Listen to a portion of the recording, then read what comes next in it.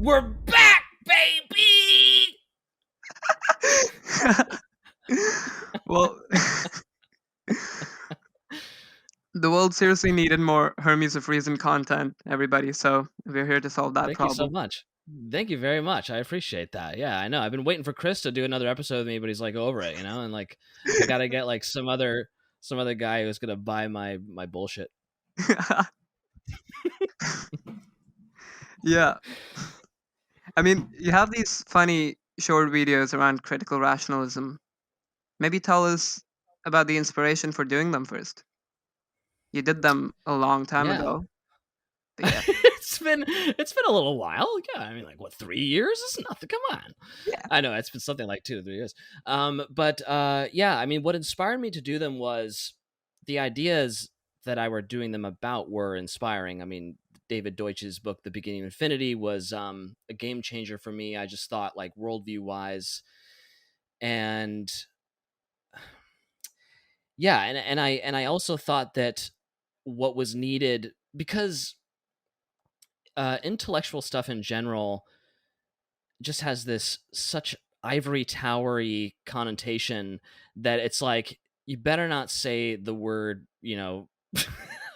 insert any cuss word here, or whatever, in an academic thing. And I mean, and I'm saying that for comedic effect. In other words, I think that there was this lack of sort of comedy tied to intellectual stuff, like not taking ourselves too seriously.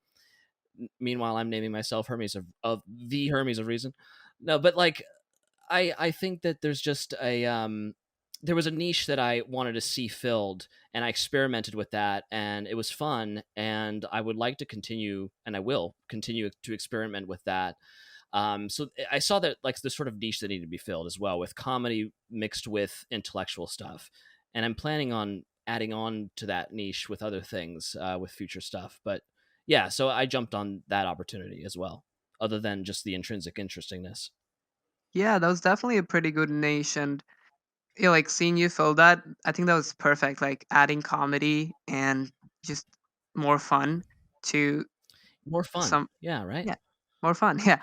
And like doing that, I think that was fantastic. So those videos, I Thanks. definitely keep watching them over and over again until you post. Thank you. That, man, I appreciate that. That's very, very kind words. Yeah, yeah. I'd like to think they're good too. I mean, you messaged me saying, "Hey, I watched them. I got obsessed with them recently," and I go back and I'm like, hey, these are actually kind of good. And I like, what, did I forget that I was making like pretty good videos? I don't know, but yeah. Yeah. So when you make these comedy videos, sometimes like a person might critique them saying like, but are you like for adding simplicity, are you like losing the important stuff? Is that somewhat happening? Do you find yourself like having to go like much deeper when you're trying to be funny with these ideas? Or is it like sort of normal for you because you're just funny? I think actually the latter. I'm sorry to say, makes me sound even more full of myself than saying, "Yeah, I made amazing videos." No, but like, I found at one point that my mind just works on an auto joke level. So there's like this tremendous effortlessness in joking for me. That's just the way that I don't, and I've also found there are times when, like, I feel very different from that side of myself. Actually, I feel very kind of like more I don't know about just purely cerebral, but more serious and like intellectual or experiential or something like that. Because actually, I think that it's kind of funny to say or like admit as a comedian, quote unquote, is um comedy can often be a way of like not delving deeper into a thing. And so like, be it like, you're laughing something off but really like it hurts you or whatever, like various kinds of that stuff, I think is actually kind of common. That said, humor's just so much fun, great, and fulfilling, just on like a deeply human level. And so but also to me, so is I don't know, exploring the philosophical and stuff like that, and or maybe the more serious or whatever you want to call it.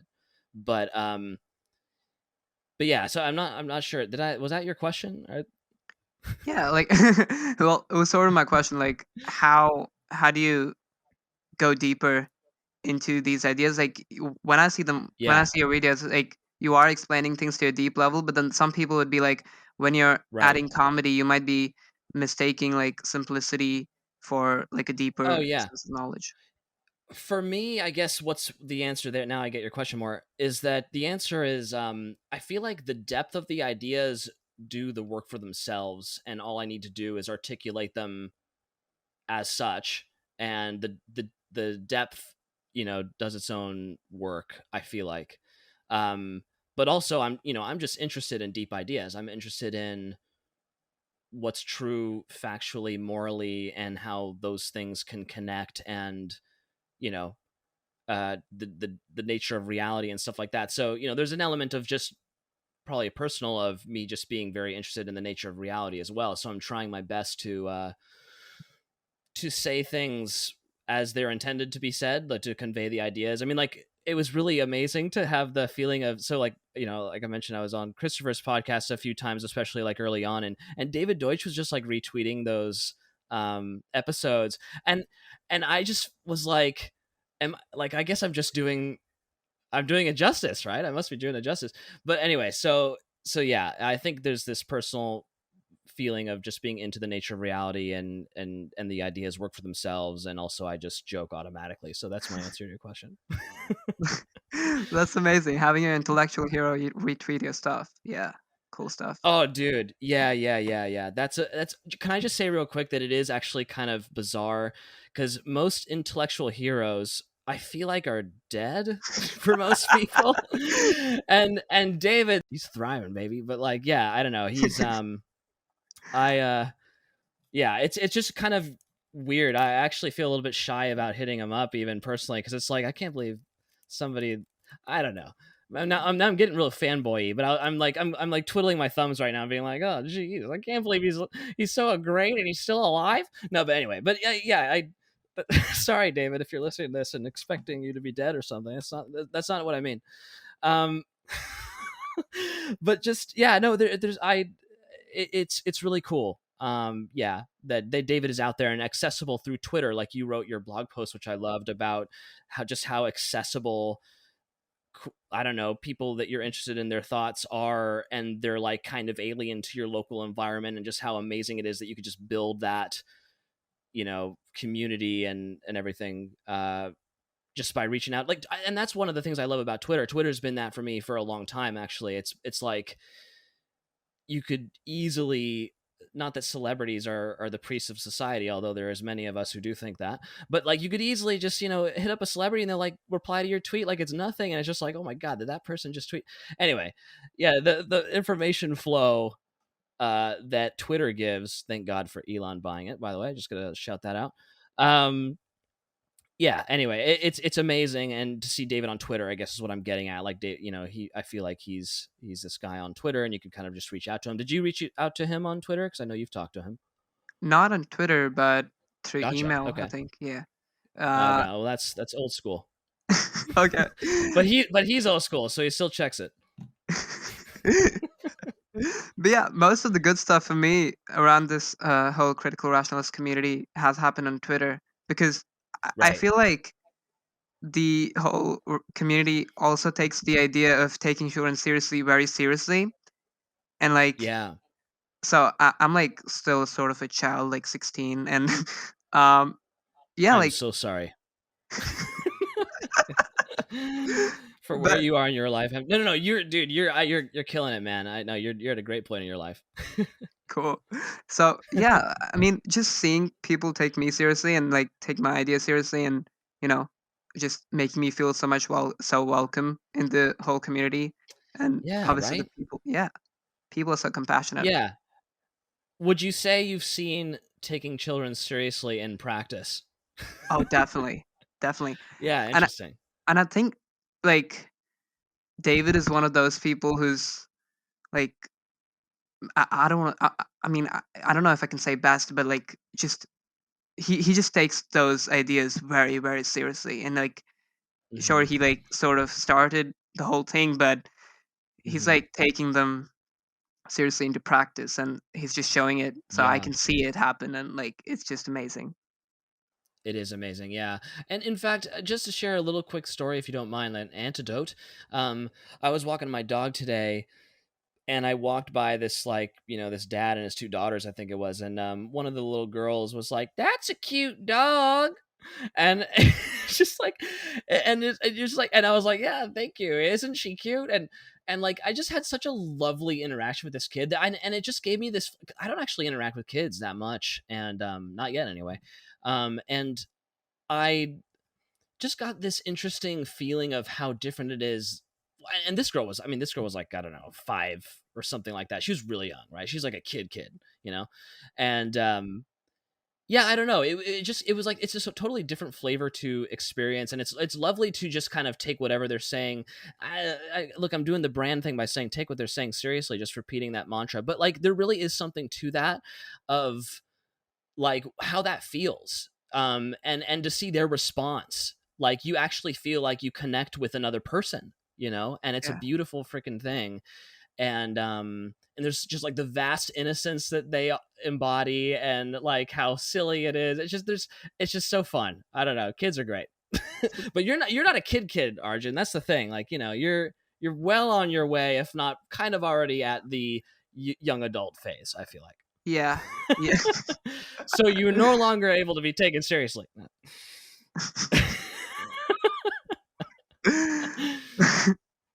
But yeah, I've totally thrown you off track. You wanted to talk about certain. Like, go ahead. Yeah. no problem. I mean, next thing on the list was like, with David Deutsch, people who understand him, and like when they hear another Deutschian talk about stuff, it all just clicks. But for Yeah. the layperson, like that person just isn't dealing with the similar pool of explanations.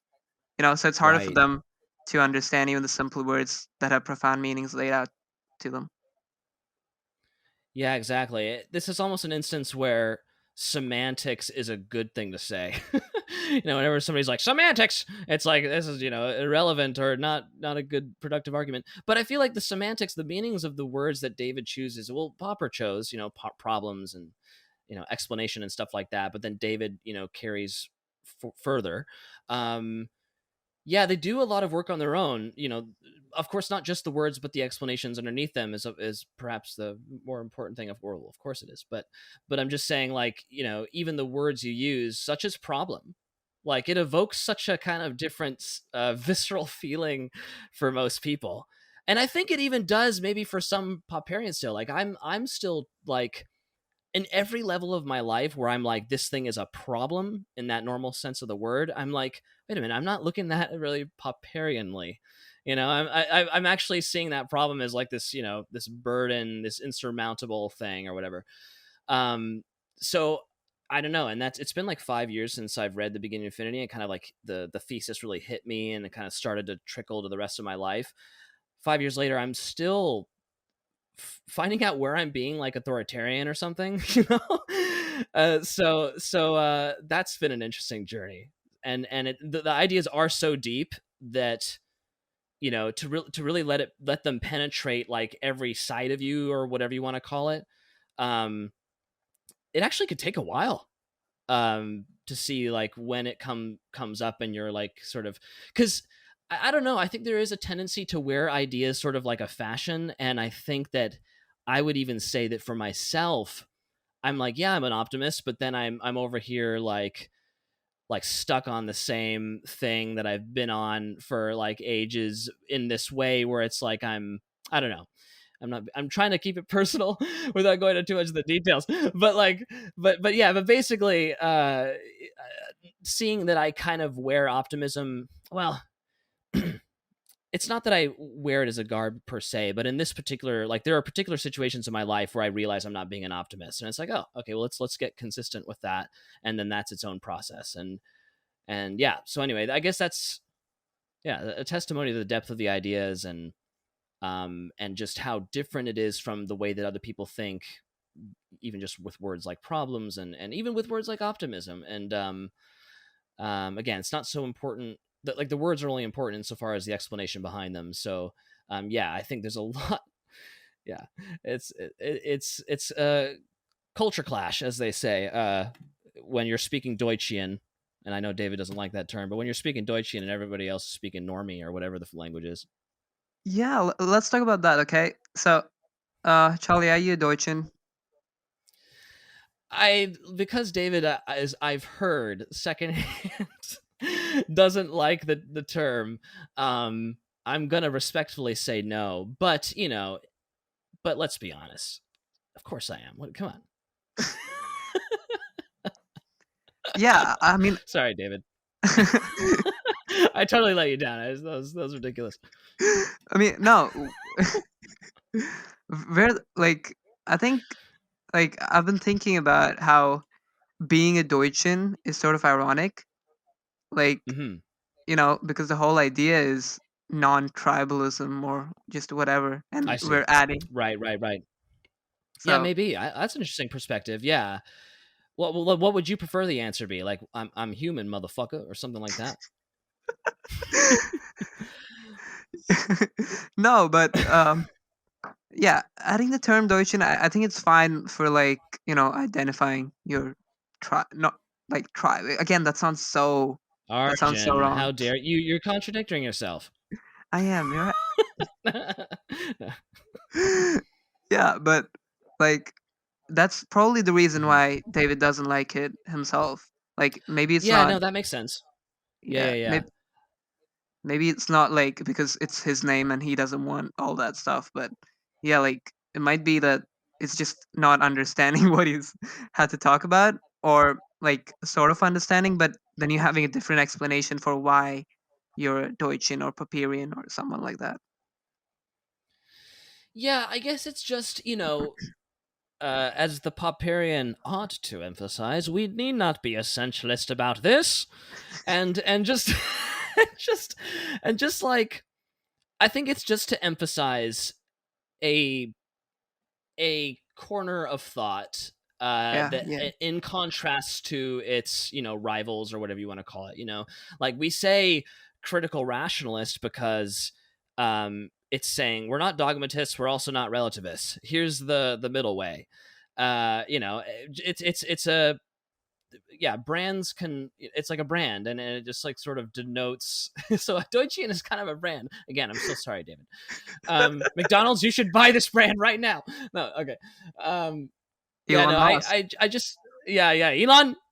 Yeah, I just think that it denotes stuff that may or may not be relevant and may or may not be helpful.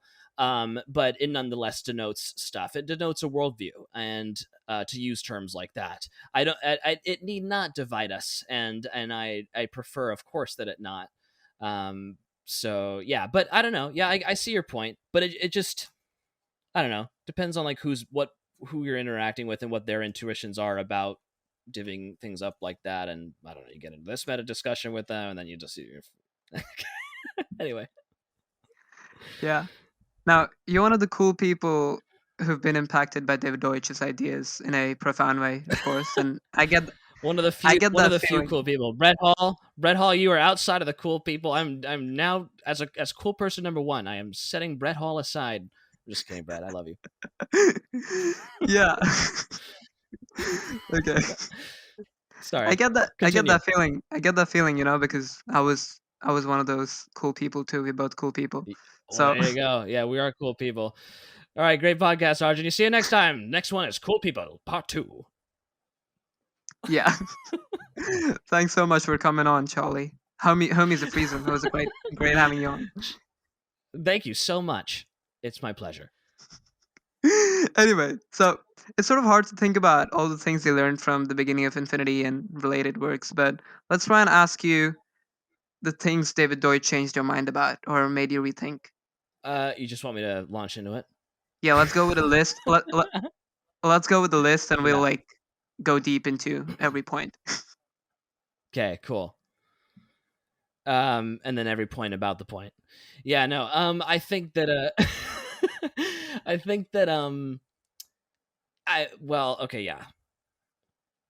That's kind of like saying when you first tried chocolate, what did you think about chocolate? And it's like, well, I mean, like, I didn't know chocolate before. No. Well, I like it's a whole new worldview, and so it kind of made me rethink everything. That's what I'm trying to say.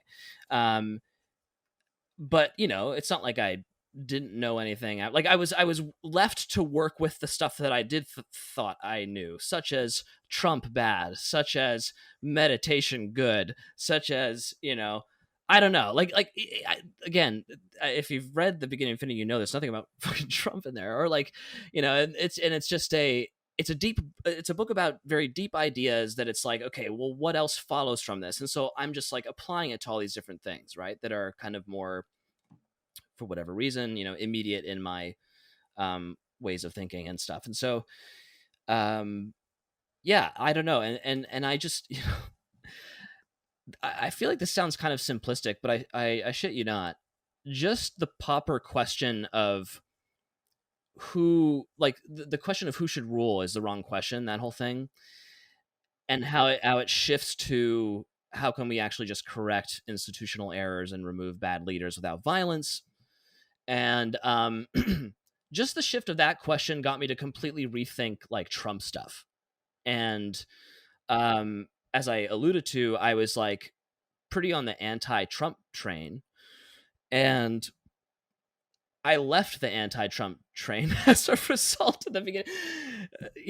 And this is not the answer you're expecting. We don't have to get into Trump, but but like, yeah, no, like even something like that for me, to put it sort of briefly, and we can get into it if you want, but was affected. And then, like I said, meditation was a big, like, so when I read The Beginning of Infinity 5 years ago, so it would have been like summer of 2017. I think it was like the second or third time I actually read it. Like, I finally got it, like after reading it just a few times, because it might take a while to digest, which it did, and it does for a lot of people. I was actually meditating 2 hours a day when I was reading that. And so meditating was a big part of my life then. And I had epistemological questions that weren't necessarily, at least consciously, related to meditation, namely, like, how do we know? Like, how do we know what we know, and all that stuff. And so I went on this sort of deep dive into Socratic stuff. I got really into Platonic dialogues because that's like most of the Socrates content, and I just felt like Socrates knew some shit, didn't he? Like, come on, that better be the guy that knows stuff. And I went back, and the whole I don't know thing, because I think that's really, I don't know, that was very compelling. And anyway, long story short, I was like, oh yeah, like a couple years ago I read The Beginning of Infinity, and there was like this Socrates dialogue in that. And I went back and read that, and I was like, this is exactly what I was looking for, because it didn't take like justificationist stuff for granted. It actually looked at justificationism and was like, well, this is actually wrong, and here's why, and here's the better thing. And so yeah, I mean, like, so to maybe state the obvious again, especially if you're familiar with the books, my epistemology changed, and that's why the worldview changed. The epistemology is just it's hard to overstate how fundamental of a role it can play in our ways of being and thinking in the world. So yeah, and then I don't know, it gave me this flavor of, to everything I was like intellectually interested in or morally concerned about, or however you may phrase it, like it just brought this new like the default was that I could be wrong. And then, yeah, I don't know. So that was just like this very interesting experience, and there were a lot of things that it touched on. So Yeah, and definitely like the whole philosophy flows into a lot of areas as well, like taking children seriously. And yeah, I'm exactly, curious to hear about meditation as well, but like right. you talked about Trump and meditation, which like sort of seemed like yeah, there were like specific problems that were problems to you. And I've like sort of thought Right. about this recently, that your problems are the biggest problems in the world. And Yeah. that, yeah, so I mean, yeah, the fact that you were thinking about them, like, you were reading a book that was that helped you solve your specific problem situation, right? And maybe helped you solve it. So let's talk about that. Like, I've tried meditation for a while now, but it's not. straightforward to get common ground between the teachings and practice of mindfulness, and then epistemology, Hmm. which is thinking about thinking, knowledge, and all that. So is there a way you link Hmm. them? Right. So I guess coming back to when I first was exposed to the Deutschian, again, I'm sorry, David, worldview, and meshing that with the 2-hour long daily meditations. Actually, it was like 1 hour in the morning, 1 hour in the evening or something. And I there were questions about what I was experiencing and could experience in meditation that I had that related to epistemology. So like when a Theravada practitioner says like and I'm not necessarily ascribing this idea to Theravada teachings. I'm just going off of my memory here. Something like listen to the sound as it is. Just listen to that sound, right? So like whatever the sounds are, just listen to those sounds, right? And so for me, what was implied in that was, and again, this may not be the case for every meditation teacher, but what I was hearing, it was sounding like they were trying to point at a direct experience type thing. And and when I digested the Popperian worldview, I was like, oh, okay, so there's no such thing as direct experience, and that somehow meshes well with like the flimsiness of, well, that's maybe a weird word to describe it, but just like unreliable our senses are, and to go like into something like a sound and like try to hear it in all its detail and see that as somehow like base reality. Again, maybe I'm making like too many assumptions about you know what different meditation teachers and practices might say is actually revealing anything about reality. I think, who did I hear? I heard some person recently say like, and it was like a meditation person, and they were like, don't take anything that I'm saying to say anything about reality. This is just um practical for right now in terms of experimenting with your mind and stuff like that. And so there's different ways of looking at what if any consensus there is in the meditation community about what's being pointed out with things like paying attention to your sensations. So um yeah, so okay, this is a long-winded way of just getting at the fact that empiricism was false. Okay, so now how do I interpret those zoning in on those sensations like sound or whatever? And I was like, wow, so those are just guesses that my mind is making. Okay, that somehow tracks with my intuitions. Um what about this self stuff? Like what is this no self stuff? Like how does that even fit? Because Sam Harris is this very popular, and I was definitely a follower of his at this time. You know, in terms of somebody who's out there talking about meditation and what it's revealing and how deep that is, and this whole thing about no self, like that's supposed to be like this deep thing, and I don't know, for some reason I just couldn't understand how that got reconciled. I didn't even know how to think about the self per se, but now I'm like, oh, I have this new view of people. So a person is universal explainer, or a person is universal, and so it's like, I don't know. I'm trying to see how that might fit into the meditation worldview somehow in terms of the nature of the mind that they describe. Um, Again, I'm probably being way too long winded here. So the thing that I see as a connection between certain kinds of meditation and epistemology is there are themes of like accepting any thought that arises in strands of meditation. And I think that is basically being universal in practice. Um, it is, if we are universal, that means it is the nature of our minds to be able to think any thought. So to be able to think any thought means we should allow ourselves to be that way. And so I think that meditation somehow gets at that, and also, yeah. So but that said, I think it is worth highlighting how different meditation teachers and practices teach sort of different emphases, and different practices, because I think some do lean in the direction of relativism, and some can lean in the direction of foundationalism. Whereas I have found certain things in meditation teachings, perhaps just generally speaking, that seem to speak to what David talks about as being the nature of the mind, and just the sort of epistemological stuff about yeah, I'm trying to think of how to quickly summarize that, but yeah, well, I hope that makes sense Yeah. so far. Feel free to Well, ask any clarifying questions. sure. So with the direct experience stuff, like, you understand that observations are theory laden, and their empiricism is just sort of wrong. And so how do you go from there to like the aspect of the self? Like, were you already into that meditation space where you were just looking at stuff in your direct experience and just taking it all as it was?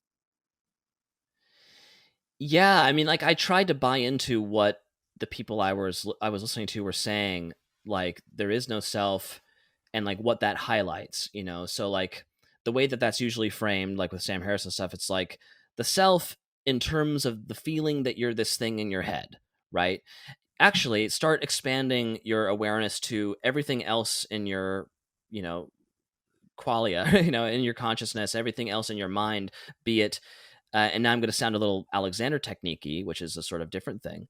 But be aware of the space behind you, be aware of the space above you, and kind of notice how all of your mind content, there's so much of it, and in a fundamental way, like, it is your mind, and so um, but that, maybe even that idea of it is your mind, like, it still sort of can imply this, like, that homunculus in the mind thing, but no, Mhm. you are your mind, which is to say, perhaps, that you are just as much as that feeling in your head as you are as the view of that tree outside. Those two things are no more, more or less you, Yeah. than the other, and um I find that to be just kind of really an interesting framework. I don't go all that way sort of conceptually, but I do see like what that's pointing out. And it's just pointing out like this sort of expansion to what you identify with. And I would say it it kind of gets you off your foundationalist uh you know uh podium, and you kind of just like are like, oh, I don't have to be this concrete certain thing. I don't need certainty. Like, I could just open up to everything that might be happening right now, whatever it is. Now, then there's a danger, I think, which there are meditation teachers who take advantage of this, of going into full on relativism. It's like, they'll you just blow away with the wind. There's no more you, to the extent that there's nothing worth being in the first place, or something like that.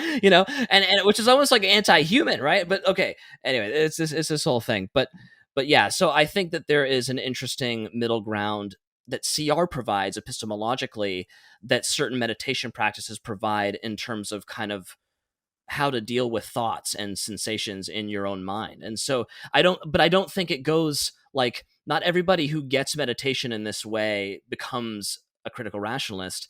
Like, I think it's really nice to have both critical rationalism, which is more of like the intellectual frame, and then this non-dual meditation stuff, which is kind of like the somehow experiential frame, or an experiential frame of the same basic thing.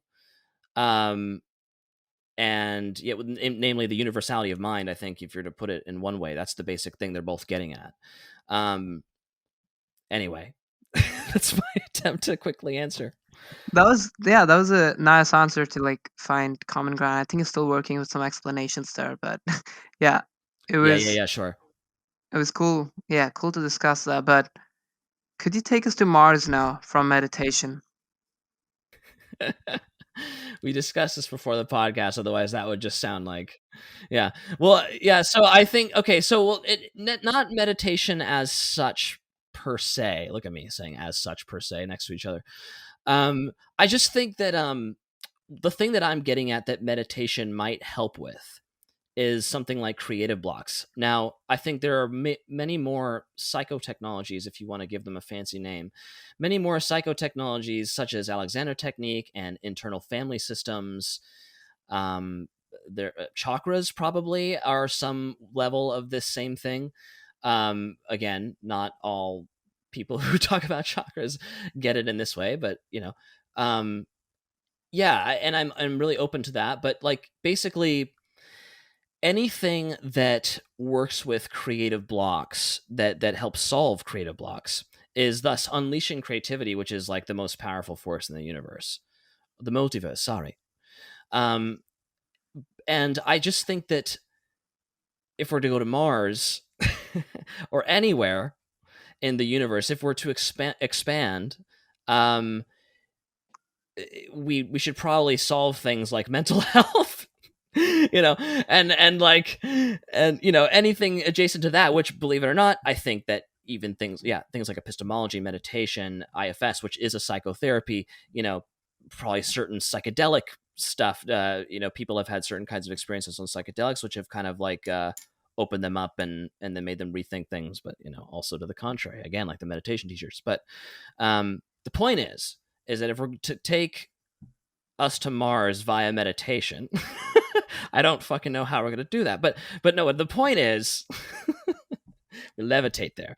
No. But the point is that I think when we're talking about like the Fermi paradox, right? So the Fermi problem, why aren't there aliens here and that kind of thing? And you and I talked last weekend, and you told me that making humans interplanetary is like one of the most important problems that you want to solve. And that notion to take one species interplanetary and all that, that's the thing we expect to see in the Fermi problem. And again, Fermi problem is just like, why haven't aliens been here? Blah blah blah, other variables. And it's like, so what drives a civilization to do that, and what could prevent them from doing that? And that's maybe the key darker question of what prevents a civilization from going interplanetary and beyond. And I think creative blocks are a vastly underappreciated I don't mean just like writer's blocks. I mean, although that could be an example, but I just mean it sounds maybe a little too like serious and grim, but I do mean mental health, and I also mean just like the way that we hold ideas, our epistemologies and everything. I think there's connections with all of that stuff. And so in other words, what if what if one of the main reasons why we don't see aliens out there is because there are very few, if any, TCS cultures, taking children seriously? Because if taking children seriously is arguably something that the Future of Humanity Institute should be working on because of its existential risk probability heightening factor. Because if you're teaching people that they should be in a coerced world and they're coercing themselves and they're not being as creative, they're not solving the problems, and boom, you get nuked, or whatever. So I just see this whole kind of connection there with that is again underappreciated, I guess, with creative blocks and expanding as a species, and in a good way. Of course, we're assuming that's a good thing, which I agree with. Yeah, let's go pitch Future of Humanity, our brand. But Mm-hmm. yeah, I think with the creative blocks, like when you're talking about mental health and all that, it's sort of more in the mind, like the creative blocks in the mind. And of Yes. course, like the other kinds of barriers to creativity can be you know, the general explanations that are embedded in the culture. So, like, Mm-hmm. there's this whole idea about statism and dynamic cultures. And so, like, maybe we can delve into that. Like, what are some barriers to creativity as well? Like, these are like blocks, and how do you differentiate between these ones that are sort of in the mind, but then again, like the other ones, they sort of again have to be in individuals' minds, but they're sort of embedded in the culture as well. Yeah. I think the impact that culture has and the impact that an individual mind has are both vastly underappreciated for their influence. It's but and it's hard for me to say which one is more influential. I think these things are actually a lot more bound up than we might otherwise think. Because as David argues in The Beginning of Infinity, our minds evolved via memes, via shared cultural stuff. So if an individual mind is that sort of fundamentally, maybe only historically, I don't know, but like, fundamentally in one way that we understand, tied to culture, then, it's almost like the mind is intrinsically cultural. So yeah. But anyway, shit, I think I'm forgetting what the other part of your question was. No, like how do you tie them both together, right? Just the individual. So yeah, that was a nice way to put it. Like putting, like we might be intrinsically like cultural in a sense, and these creative blocks, like just I was just asking what are some barriers to creativity, and like Right. some people can get into the specifics, like school is a barrier to creativity, but like just going beyond that and getting a bigger picture worldview, like there are certain ideas that are barriers to creativity, not necessarily school. Yeah, school is a barrier to like a certain level, but the like beyond, like at a higher level, there's like just these ideas of static societies. So yeah. Right. So okay, I'm looking for a tweet actually, to give me the exact tweet, because I want to give it its fair dues. But to answer your question, yeah. So I'm not finding it. So okay, I think the most pernicious idea is often a rather implicit one or inexplicit one, where we doubt ourselves, not only to the extent that we're doubting our ideas, but we're doubting our own capacity to generate good ideas.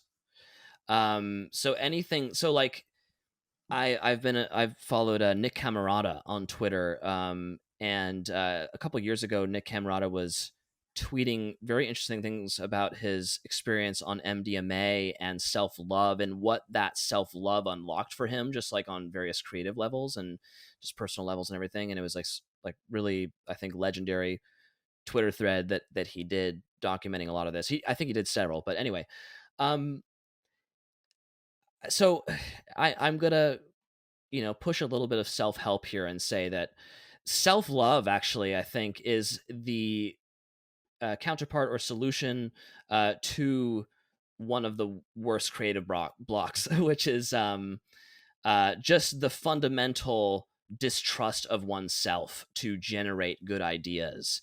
Because if you're thinking about it, that's like a virus getting to the most vital organ. Like that's as malignant as an intellectual slash emotional, and I think those things are much more tied than we realize. That's just as deep as a impression of the way the world is as one can have. So if I believe fundamentally that the way the world is that I can't do X or whatever it is, maybe not just a particular thing, but anything, like, yeah. So that's why I emphasize mental health, because I think mental health is like kind of all about that stuff, more or less. I know that there's a tendency to neuroscience everything and reductionize the explanation, like it's just like chemical imbalance. But I think it goes a lot deeper. I think I see TCS, taking children seriously, as solving this or trying to preemptively avoid this situation where you end up with a person who doubts themselves in like this fundamental way. So yeah, and there are a lot of things in culture that encourage that, and or that try to give alternatives, but they're like just as bad in like a different way, or So but yeah, I think that's like the key one. That's the key creative block, as it were. But I think that the way that the body mind, I would even say, I think the mind and the body are a lot more one thing these days. The way that this stuff happens as it gets stored in the body in certain places, like Besser van der Kolk, I think is his name. He wrote this book called The Body Keeps the Score. And so I think, like, it's not just about self-doubt in the head, it's about like self-doubt in the gut, and that's where I Mm. would bring in like a chakra type thing, because there's like there's a chocolate in the gut, so they say. And I think that all that stuff is getting at is the places where this trauma or trauma adjacent stuff is being stored, and that has all this relevance for I don't know, everything. Like in our ability to function, and even a thing like the future of humanity. Yeah.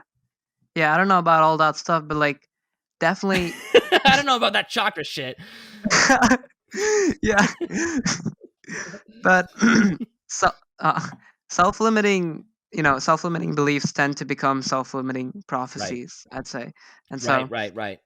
like, yeah, working with those and ha- like, just, I mean, again, with sort of getting, when you're talking about meditation, it's more like you're being more thoughtful instead of Yeah. being, just letting go of all your thoughts or uh, just all that Right. stuff. And I think, like, when I you're agree. Yeah.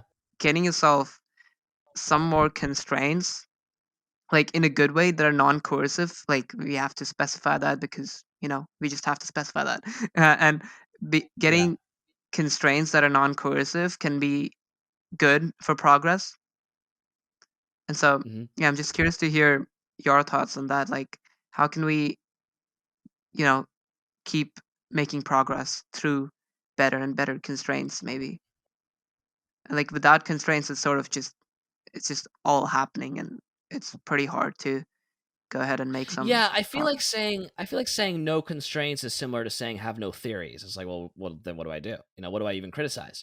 If I got to have constraints to have something to criticize, first of all, and also, yeah, they could just help generate new ideas as well, because they themselves are hopefully tentative, ideas about, you know, what should be done, and it's not the case, whatever. So I don't know. Yeah, I mean, sorry, just to clarify, your question is like, how do we make more progress, or like what, like, or how do we get rid of these constraints, or No, we don't want to get rid of these. Like we don't want to get rid of right, good right, oh, right. constraints, right? So my brain suddenly said, constraints is in the mental blocks we were talking about earlier, but yeah, no, I get you. Right, right, right. It's hard to say. I mean, this kind of reminds me of how David says, how, like, or how against giving advice he is, you know, because like I don't know what your problems are. Obviously I could say the stuff of like, well, solve them and conjecture new criticisms and new conjectures. I could say all that shit, but like that's not gonna help you, and but definitely, like, as David says in the book, the speedier the progress, the better. But also, don't judge yourself for that. Like, whatever. Like, yeah, it's hard to give a such a general and effective, at least in this point in my thinking about these problems. I don't have a very good answer to that. Um, but it's obviously of concern to me and interest and importance, I think, in the broader sense of just, yeah. I think this goes, I deal with my own personal stuff, and that I feel like, I don't want to be making videos about my own personal stuff. And but I'm kind of feeling like I'm at the point where I can make more videos now. I can make more of the general points, and um, while still giving examples. But yeah, so I mean, like, that's, I don't know. I mean, again, there's all kinds of things I could say. Follow your dreams, kid. That's, come on, like, was this a fucking Disney movie? No, but yeah, no, but seriously, like, I mean, progress good. That's what I would say. So deep. So deep, yeah. Charlie, what do you think about the meaning of life? What do I think about the meaning of life? I guess it depends what you mean by life. Like, do you mean like my life, like our lives? Do you mean like the existence of biological living creatures? I think both of them, like, because you're also a biological, like, living creature, but yeah, not Nuh-uh. No, I'm a not. brain in a vat. I'm a brain in a vat, baby. But yeah, like, what do you think about the meaning of life question in general? Hmm. Yeah, well, I guess I quibble about, what we mean by life and meaning, Yeah, and I'm one of those asshole philosophers. It's like, what do we mean by this? No, but yeah, no, I look, if I'm to take that in a maybe kind of generic way, let's see, what is the meaning of life?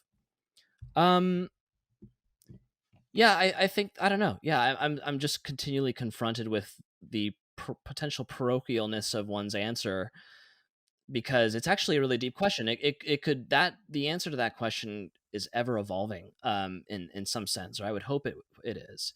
And um, from moment to moment and from century to century, or so let me actually give me a second. Let me actually think about this for a second. Yeah. What is the We need to meaning of evolve life? beyond 42, the number 42. Yeah, that can't be the meaning of life, right? Yeah. Yeah, right. 42. That's my answer. Yeah. I'm the smartest being in the world. Wait, what was that, dude? Yeah, Hitchhiker's Guide to the Galaxy. Oh, I loved that book so much. It's been so long since I've read that. Anyway, yeah, meaning to life, but yeah, I mean, I'm really trying to give like a better answer than what I've been giving, but because I care about that question, and maybe the right thing right now is just to kind of be in wonder and be in the question. I don't need to answer it. I think it's a wondrous question, and I love that. Progress good. We can just keep it at that. Progress good. Yeah. Progress good. Yeah, that's We're cool. back, baby.